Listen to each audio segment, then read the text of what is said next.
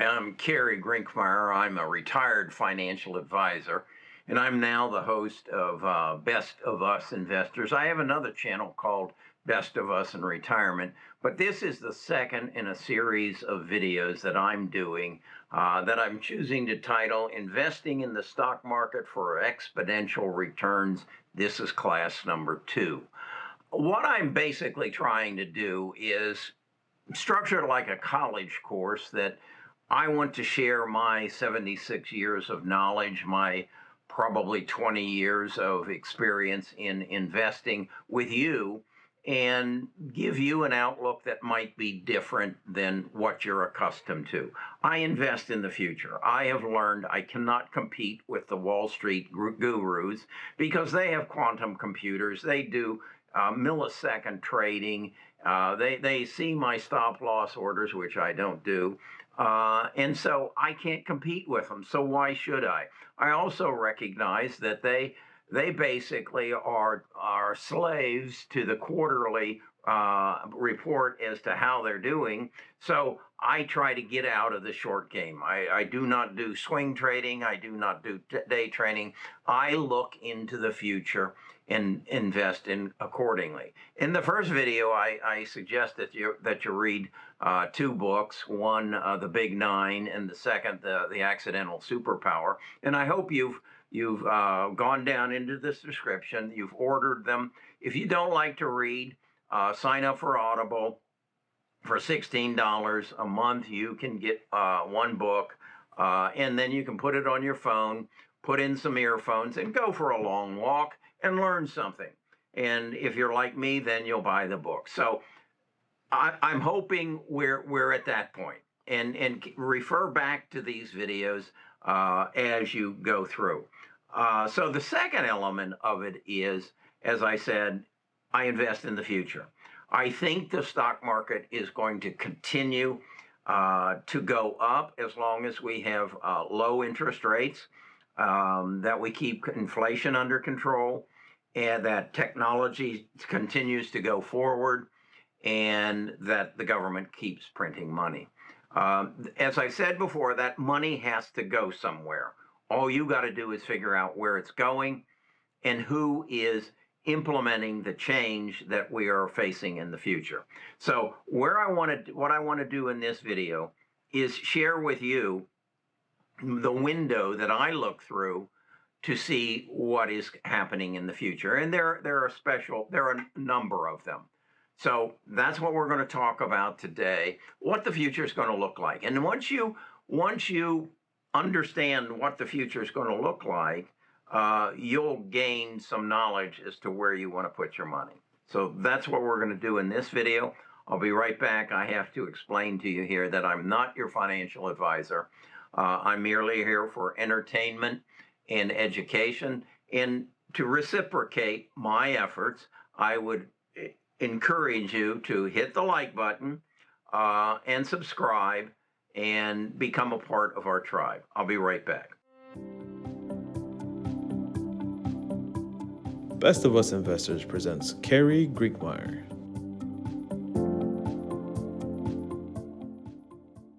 I think this book pretty much speaks to my philosophy. The future is faster than you think.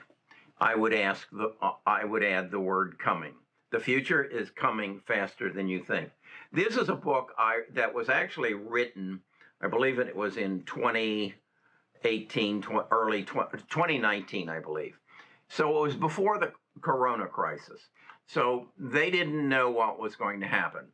But as you read this book, particularly as I remember it, the first chapter basically focuses on Uber and how our transportation world is changing. And it's what first gave me the thought that I have $200,000 worth of depreciating assets sitting in my garage in the form of a BMW and a Porsche that cost me somewhere in the neighborhood of $12,000 to $15,000. The difference is how often I got to take the Porsche to the dealership, in maintenance and fuel and insurance, and how it just makes no sense whatsoever. It's all part of the baby boomers' love affair with the automobile. And that's going away. And as this book indicates, the future is faster than you think. We see that in the largest part in our movement towards electric vehicles. We see this in Elon Musk's rumblings every once in a while that he's building a fleet of cars rather than building you a car.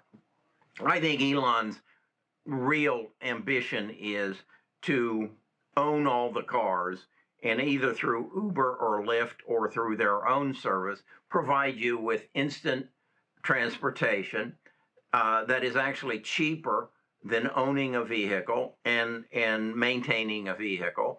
And it will revolutionize the transportation world. The book then goes on to say that this is going to then transport us, that what I will do if I want to go to Atlanta is basically ask Uber to show up in a electric Lamborghini and take me downtown to what used to be a parking garage, and they'll take me to the top, and they'll get into a passenger electric vehicle that will fly me at about 150 miles an hour over to the Atlanta airport, where I will get on a conventional airplane and fly me to where I want to go, and then just reverse the whole thing. And so that's the first chapter, as I remember it. And it opened my eyes to the world that I'm going to live in probably within the next 5 to 10 years.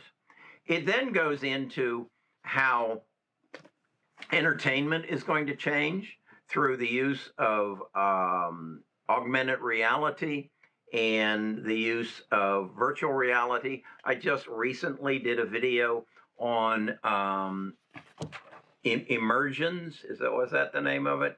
A company that is basically going to bring the vibrating mechanism that's in our phone to close. And then the use of Oculus, Facebook's goggles, which will eventually become glasses, so that between these glasses and the t-shirt that I'm going to be wearing, I'll be able to not only see virtual reality, I'll be able to feel it. I'll be able to go skiing with my grandson as I sit here and he sits in Atlanta. We will go up on a chairlift, and as that chairlift goes over a bump, I will feel it in my clothing. As I ski, the gloves, again in virtual reality, I will feel the skiing. As it will be a total immersed experience. This will be my form of entertainment. As I said in the other video, I believe that I will be able to be on Tom Brady as he plays in the next, probably not the next, but the following Super Bowl. I'll be able to feel his arm go back to throw the pass. I'll be able to switch my participant orientation and catch the pass, and then feel the impact of the defensive back taking me down. I will experience all of that. That will be the future that I will participate in, that you will participate in. We are seeing this, that the Generation X, the millennials, they don't want to sit in the bleachers and watch. They want to participate. And through augmented reality and virtual reality, that will happen. So as an investor, I need to know what's going to happen. Again, before this book was written before the pandemic. So they didn't know about Zoom. They did not realize that our work habits were going to change, that we were going to communicate differently. They didn't, Peloton was here, but they didn't recognize that I wasn't going to be comfortable going to the gym and participating in my workout there, that I could do the same thing and have more freedom and actually have the ability to schedule my workouts not around the classes that were offered, but the time that I had to make it available. So that's again a change that is not discussed in detail here. So what my point is that the stock market, the investment market, is driven by change and certain events that create the need for that change. The most important one, as I discussed in my first video of my life up until January 2020, was World War II and the birth of the United States as the superpower. That then became somewhat dwarfed with the digital revolution in the late 80s and the early 90s. That then has been dwarfed by the pandemic and the recognition that not only our supply chain was broken, but our medical care system was broken, and that is going to facilitate that change. That's addressed at some level in this book, but the authors didn't know about it when they wrote the book. So you as an investor, I believe, me as an investor, have to absorb all this. And we have to take our knowledge that we acquire from the books that we read and then interpret it into what is happening today. And again, I will go back to what is happening today is a new revolution relative to medical care. And if you want to invest for exponential growth, you need to recognize that. You need to recognize that that change is going to happen. I just did a video that I put out on 23andMe. 23andMe is the genome where I spit in a tube. I pay $100, and they originally sent me back who all my relatives were who have done that. But what I've recognized is that's not what they're all about. Yeah, they're collecting it. They have, I think, something in the neighborhood of 16 million people, which is a minuscule part of the world's population. But what they're really doing is collecting data, and then that data will be sorted and sliced and diced, and it will be used to help pharmaceutical companies in their drug discovery, because they, 23andMe, are collecting this data. 23andMe, write this down, as Google, let's see, Google was founded or went public in 2004, and it now is the primary search engine of 90% of the people in the world. As Google is to the digital revolution, 23andMe is going to be to the healthcare revolution. And it's selling for $8 a stock. How do I know these things? Because I've educated myself. And granted, I've got a history behind me that says I see this happening, and history repeats itself. I'm watching on TV right now the evacuation of Afghanistan, and I'm saying I saw this before. I saw this when we evacuated Vietnam. So I have knowledge based on it. I know what is going to happen. I believe, I mean, we bombed Japan, and then we built them up and made them a world power. We destroyed Vietnam, and then we evacuated, and because we wanted to stop communism. And now Vietnam's two largest employers are Microsoft and Intel. So what's going to happen in Afghanistan? I don't know. Do I think there'll be another terrorist attack? I don't think so. I think really all this Al-Qaeda wants is to be able to run their own lives without drones flying over, without the military coming through and taking over your villages. Yeah, they have a different religion. We need to become accustomed to that. But I'll almost guarantee you, 10 years from now, we'll just look at that and say, well, that was probably the biggest mistake we've made in our country. So that's the knowledge I draw on from the past and then interpret it relative to the future. And I encourage you, read the books that I'm talking to you, because again, investing is a competitive sport. Every time you trade, you're competing with another trader. You're not competing with that company. You're either increasing their value or decreasing their value, but you're competing with another trader. So if you're going to compete with someone in any sport or any activity, you have to be better at it than they are. If you aren't, they're going to beat you. If you go into a fighting cage and they're stronger, they're quicker, they have more skills because they have trained for those skills, they're going to beat the shit out of you. That's a given.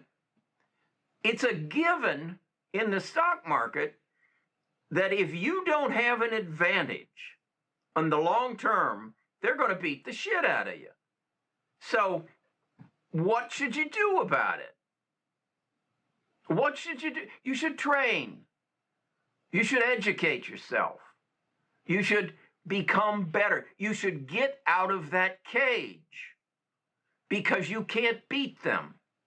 They have quantum computers. They have Wharton College graduates that are paid to do millisecond trading to beat you.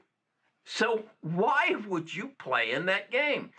You're going to need to analyze the game and understand their reporting on a quarterly basis. Then get out of the quarterly game. Get into the long game. Don't try to beat them on the green. Beat them on the fairway. Play the long ball. And then get skilled at putting the ball in the hole.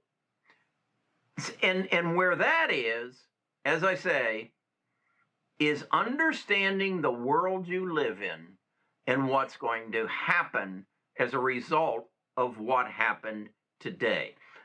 I talk to a lot of people and I say, do you watch the evening news? No, that's all a bunch of crap.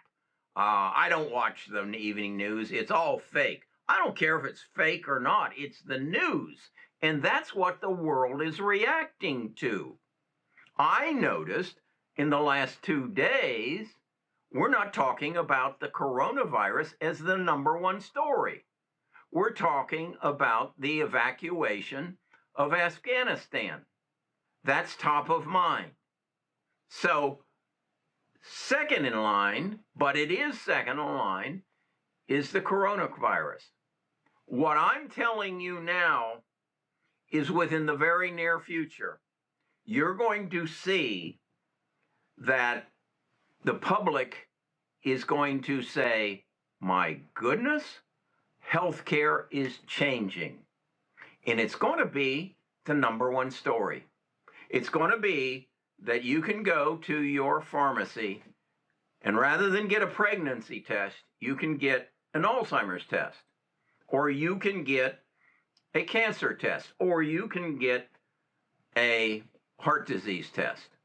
That's coming. And when that becomes the first thing that comes out of Lester Holt's mouth, you watch the stocks that I own go crazy. You watch them and you'll say, he was right. 23andMe is the next Google. Wow. CRISPR is the next Amazon. Wow.